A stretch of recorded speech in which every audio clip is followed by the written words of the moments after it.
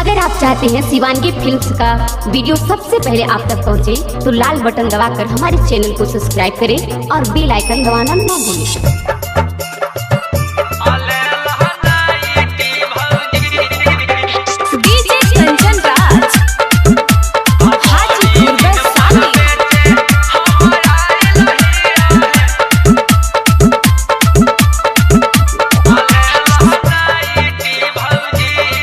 Shivangi recording studio Rajgir.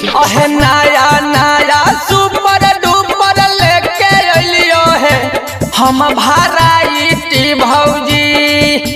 नया नया super duper लेके अलियो है हम भराइटी भौजी। बड़ी दिन पर बेचे हम आइल है अलहला नाइटी भौजी।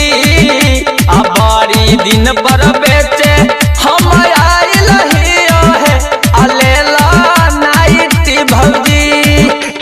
सट सट हवा तोरा लगतो है दोनों पटिए भौजी। सुन ला सट सट हवा तोरा लगतो है दोनों पटिए भौजी। बड़ी दिन पर बेचे हम आइल है अलेला नाइटी भौजी। बड़ी दिन पर बेचे हम आइल है अलेला नाइटी भौजी। अरे ले नया बड़की अलेला नाइटी भौजी। बड़ी दिन पर बेचे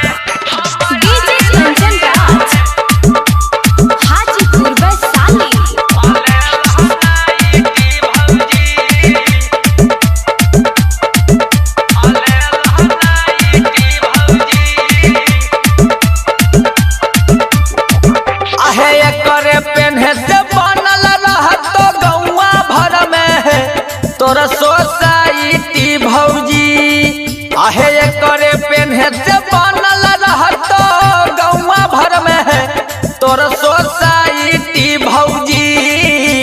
बड़ी दिन पर बेचे हम आइल है अलेला नाइटी भौजी। बड़ी दिन पर बेचे हम आइल है अलेला नाइटी भौजी। आजी बढ़िया बढ़िया छाटल छाटल एक नंबर हको क्वालिटी भौजी। बढ़िया बढ़िया छाटल छाटल एक नंबर हको क्वालिटी भौजी।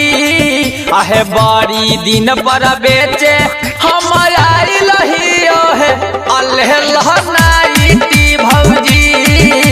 बड़ी दिन पर बेचे हम आइल है लेला नाइटी भौजी। भौजी ले लेना जी। बड़ी दिन पर बेचे हम आइल है हम आइल है लेला DJ Kanchan Raj Hajipur Vaishali. Shivangi recording studio Rajgir.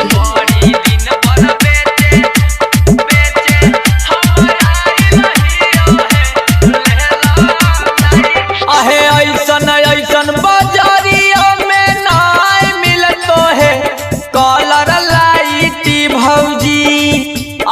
ऐसन ऐसन बाजारिया में नाय मिलतो है कलर लाइटी भौजी। बेचे खातिर कुंदन बिहारी लेके अलियो है अलेला नाइटी भौजी। बेचे खातिर कुंदन बिहारी लेके अलियो है अलेला नाइटी भौजी।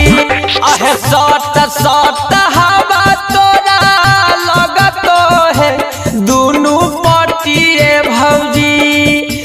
सट सट हवा तोरा लगतो है दोनों पटिए भौजी। बड़ी दिन पर बेचे हम आइल है अलेला नाइटी भौजी। बड़ी दिन